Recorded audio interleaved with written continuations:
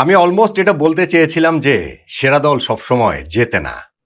বিশ্বকাপ থেকে ফ্রান্সের বিদায়ে এইটা ট্যাগলাইন করা যেতেই পারত।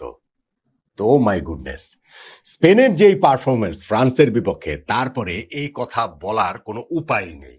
কিসের ফ্রান্স সেরা দল? স্পেন আজকে যেই ফুটবলটা খেলেছে ফ্রান্সের বিপক্ষে, তাতে তারা ডিজার্ভিং উইনার। ফ্রান্সকে কোন রকম কোনো চান্সই আসলে দেয়নি। 2-0 গোলে স্পেন জিতে নিয়েছে এবং পুরোপুরি স্প্যানিশ ব্লু প্রিন্টে তারা যেই ফুটবলটা খেলে সেই ফুটবল দিয়ে ফ্রান্সকে তারা একেবারে পাত্তাই দেয়নি। ফ্রান্স, যাদেরকে এই টুর্নামেন্টের ওভারওয়েলমিং ফেভারিট ধরা হচ্ছিল, টুর্নামেন্ট যত সামনে এগিয়েছে ফেভারিটের তকমাটা তত জোরালো হয়েছে ফ্রান্সের উপরে।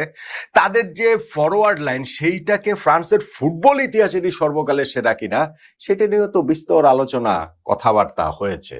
কিন্তু এন্ড রেজাল্ট কি?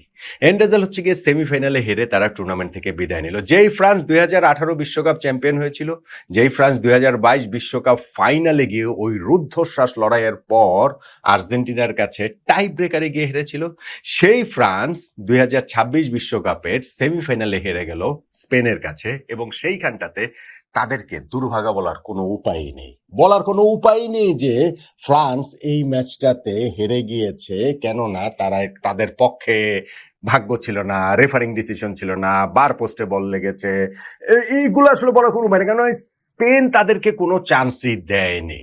On the other hand, Spain গত 2টা ম্যাচে যেভাবে ফ্রান্সের বিপক্ষে জিতেছে, গত বছর নেশনস লিগের সেমিফাইনালে 5-4 গোলের জয়, তার আগের বছর ইউরোর সেমিফাইনালে 2-1 গোলের জয়, এবং এইবার হচ্ছে গিয়ে বিশ্বকাপের সেমিফাইনালেও তারা 2-0 গোলের ম্যাচ জিতলো। ফাইনালে উঠে গেল স্পেন, যেটা 2010 সালে যে তারা শিরোপা জিতেছিল তারপরে দ্বিতীয়বারের মতো স্পেনের ফুটবল হিস্ট্রিতে তারা ফাইনালে উঠে গেল। এখন স্পেন অপেক্ষায় থাকবে আর্জেন্টিনা নাকি ইংল্যান্ড, ফাইনালে তাদের প্রতিপক্ষ হবে কোন দল। তবে যেই ফুটবলটা তারা খেলেছে ফ্রান্সের বিপক্ষে, তাতে করে ফাইনালটাও যে তুমুল আত্মবিশ্বাসের সঙ্গে এই দেলাফুয়েন্তের দল শুরু করবে, এই স্পেন শুরু করবে, সেটা বলাই যায়। দেখুন, টুর্নামেন্টের ওই শুরু থেকেই আমরা বলে আসছি, আমি না, এটা পৃথিবীর তাবৎ বিশেষজ্ঞই বলে আসছে যে এই ফ্রান্সকে যদি তারা তাদের এই গেমটা খেলে তাহলে ঠেকানোটা কঠিন, যে কোনো দলের জন্যই কঠিন। কিন্তু সেই এই গেমটা খেলতে না দেওয়াটাও তো একটা গেম। স্পেন এক্স্যাক্টলি সেই কাজটাই করেছে এবং তারা আউট অফ দ্য বক্স কিছু করেনি। তারা ওই পজিশন বেস ফুটবলই খেলেছে, তারা একেবারে নিজেদের পায়ে বল রেখেই ফুটবল খেলেছে। ফ্রান্সকে তারা অ্যাবসলিউটলি কোনো চান্স দেয়নি এবং তারা যে ম্যাচের শুরুতে 20তম মিনিটে এগিয়ে গিয়েছে, ওইটা লুকাস দিনিয়ের একটা নির্বুদ্ধিতার কারণে। এতদিন ধরে খেলেন এইরকম অভিজ্ঞ ডিফেন্ডার, তিনি বল উপরে তুলে দিয়ে হাফ টার্নে সেটা কিক করতে যান, পেছনে যে লামিন ইয়ামাল ছুটে আসছেন এইটা তিনি খেয়াল করবেন না, এটা আসলে হয় না, এটা শিশু দোষ বলে। এবং তারপরে ওইটা যথারীতি যেটা হয়, ইয়ামাল যা শুধু বডিটাকে সামনে নিয়েছেন, ফলে তার গায়ে যখন লাথিটা মেরেছেন দিনে, এটা পেনাল্টি দেওয়া ছাড়া অন্য কোনো উপায় ছিল না। মিকেল ওয়াইয়ারজাবাল তিনি পেনাল্টি স্পট থেকে গোল করে স্পেনকে এগিয়ে নিলেন। ম্যাচে তখন ধরেন 20-22 মিনিট, ঠিক আছে, ফেরার তো সময় রয়েছে। ফ্রান্সের জন্য আরেকটা সেটব্যাক ছিল যে ধরেন উইলিয়াম সালিবা, তাদের সেন্ট্রাল ডিফেন্ডার, ইনজুরির কারণে তাকে মাঠ ছেড়ে বেরিয়ে যেতে হলো। কিন্তু তারপরেও মনে হয়েছে যে এই ফ্রান্স কি আসলে কোনো না কোনো ভাবে কোনো না কোনো সময় তো তাদের ওই অ্যাটাকটা জ্বলে উঠবেই। তাদের ওই Kylian Mbappe, Michael Olise, Ousmane Dembele, Bradley Barcola, second হাফে বার্কোলাকে সরিয়ে যখন হচ্ছে গিয়ে নেওয়া হলো ডিজায়ার ডুয়েকে, মানে কোথাও না কোথাও কোনো একটা জায়গাতে তো হবে, কিসের কি কোনো চান্সই তারা আসলে পায়নি। বরং স্পেন সেকেন্ড গোলটা পেয়ে গেল 58তম মিনিট এবং পেদ্রো পোরো, সেটা একটা ব্রিলিয়ান্ট গোল ছিল। সেটা রাইট সাইড থেকে তিনি হচ্ছে গিয়ে উইং ব্যাক উপরে উঠেছেন, 1-2 করেছেন ডানি অলমোর সাথে। ডানি অলমোর টাচটা, ফ্লিকটা ব্রিলিয়ান্ট ছিল এবং সেইটাতে ওই রাশ করে ওই 1-1 এর মধ্যেই পেদ্রো পোরো বলটাকে জালে জড়িয়ে দিলেন।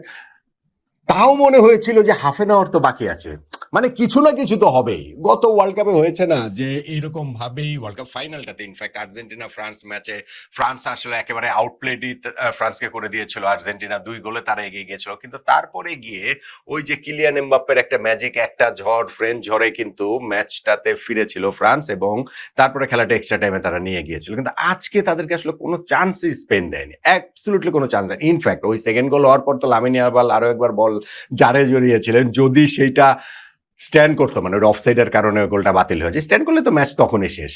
কিন্তু তখন শেষ না হলেও আসলে শেষ হয়ে গেছে, কেননা ফ্রান্সের আসলে কোনো কিছুই ক্লিক করছিল না। এমনকি এই টুর্নামেন্টে তাদের যে অন্যতম সেরা প্লেয়ার, তাদের যে মেইন প্লে মেকার মাইকেল ওলিসকে তারা আসলে তুলে নিতে বাধ্য হয়েছেন। কোচ দিদিয়ের দেশম এতটাই ইনএফেক্টিভ তিনি ছিলেন।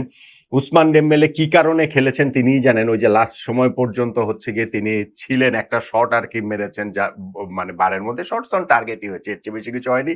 কিলিয়ান এমবাপ্পে একেবারে ইনজুরি টাইমে তার পায়ের উপরে থেকে যেভাবে বল ছিনিয়ে নিলেন মার্কো করে, এবং তারপরে যেই সেলিব্রেশনটা করলেন সেটা গোলের সমান সেলিব্রেশন।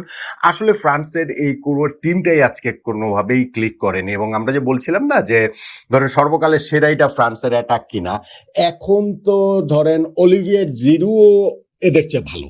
মানে আপনি যদি বলেন ভাই জিরো তো ওই ওয়ার্ল্ড কাপ উইনিং টিমের হচ্ছে গিয়ে মেম্বার, তো সেইটা তো বিবেচনায় রাখতে হবে। ফলে এন্ড অফ দ্য ডে যে সাকসেস দিয়ে সবকিছু নির্ধারিত হয়, এবং ফ্রান্সের এই দল সাকসেস পায়নি। দিদিয়ের দেশমের যে তুমুল সাকসেসফুল যে ফ্রান্স কোচ হিসেবে ক্যারিয়ারটার এই যে দীর্ঘটা সময় ধরে 12 বছর, তারপরে তার বিদায়টা হচ্ছে একটু বিবর্ণ হয়ে। হ্যাঁ, তৃতীয় স্থান নির্ধারণী ম্যাচটা ফ্রান্স খেলবে, কিন্তু সেটা তো আর এমন সিগনিফিকেন্ট কোনো কিছু নেই। জানি না সেখানে কিলিয়ান এমবাপ্পে খেলবেন কিনা, তার ওই যে গোল্ডেন বুটের সেইটার জন্য কি লড়বেন কিনা, বা ফ্রান্স হচ্ছে মাথা আরেকটু মানে শেষটা অন্তত পক্ষে সে ভালোভাবে শেষ করতে চাইবে কিনা, সেগুলো আসলে খুবই খুবই ইনসিগনিফিকেন্ট। সিগনিফিকেন্ট যেটা সেটা হচ্ছে গিয়ে স্পেনের জয়, সিগনিফিকেন্ট যেটা সেটা হচ্ছে গিয়ে স্পেনের ফ্রান্সের বিপক্ষে সর্বশেষ 11 ম্যাচে 8 নাম্বার জয়। সিগনিফিকেন্ট যেটা সেটা হচ্ছে গিয়ে এই ম্যাচের আগে ফ্রান্সের কোচ দিদিয়ের দেশম যে বলেছিলেন যে স্পেনই আসলে ফেভারিট, এবং সত্যি সত্যি এই ম্যাচটাতে স্পেন ফেভারিটের মতোই খেললো। ফেভারিটের মতো খেলে তারা বিশ্বকাপের ফাইনালটাতে উঠে গেল। স্পেন 2010 বিশ্বকাপে যে তারা চ্যাম্পিয়ন হয়েছিল, তারপরের 3টা বিশ্বকাপ গেছে দুঃস্বপ্নের মতো। 2014 বিশ্বকাপের গ্রুপ পর্ব থেকে বাদ হয়ে গিয়েছে। 2018 বিশ্বকাপে জাস্ট গ্রুপ পর্ব পেরোতে পেরেছিল, নকআউটের শুরুতেই তারা রাশিয়ার কাছে রাউন্ড অফ 16 হেরে বিদায় নিয়েছে। 2022 ওয়ার্ল্ড কাপেও একই ঘটনার পুনরাবৃত্তি, জাস্ট গ্রুপ পর্ব পেরিয়েছে, নকআউটের শুরুতে মরক্কোর কাছে হেরে তাদের বিদায় নিতে হয়েছে, এবং ওই দুইটাতেই ছিল টাই ব্রেকারের বিদায়। এবং এই 2026-এ এসে তারা গত 3 বিশ্বকাপে তাদের যেই অপ্রাপ্তি, সেইটার থেকে আবার পূর্ণতার পথে তারা গেছে। 2024 ইউরোর যে তারা চ্যাম্পিয়ন, সেই চ্যাম্পিয়ন দলটা বিশ্বকাপেও প্রতিটা ম্যাচে গ্রো করছে। এবং আপনি যদি ওইভাবে চিন্তা করে দেখেন যে নকআউট পর্বের যে 4টা ম্যাচ তারা এখন পর্যন্ত খেললো, সেইখানে রাউন্ড অফ 32-তে না হয় অস্ট্রিয়ার বিপক্ষে, কিন্তু তারপরে পর্তুগালের বিপক্ষে, তারপরে বেলজিয়ামের বিপক্ষে, তারপরে ফ্রান্সের বিপক্ষে জয়। ফলে ফাইনালে আর্জেন্টিনা আসুক বা ইংল্যান্ড আসুক, এই স্পেনকে ঠেকানোটা কিন্তু কঠিন হবে। স্পেনের এখন যে আত্মবিশ্বাস রয়েছে, এবং এবং এবং আজকে যেই ফুটবলটা খেলেছে সেটা আবার ফ্রান্সের মতো হয়ে যায় কিনা, যে এই গেমটা তারা আজকে খেলে ফেললো, ফ্রান্স যেমন আগেই খেলে ফেলেছে, এই ম্যাচটাতে তারা টার্ন আউট করলো না। সো ওই রকম কোনো কিছু হয় কিনা আশঙ্কার জায়গা রয়েছে। তবে আজকের মতো এই ম্যাচ খেলতে পারলে ফাইনালে স্পেনের প্রতিপক্ষ যেই হোক না কেন, এই স্পেনকে থামানো দ্বিতীয় বিশ্বকাপ জয় থেকে ভীষণ ভীষণ ভীষণ রকমেরই কঠিন হবে।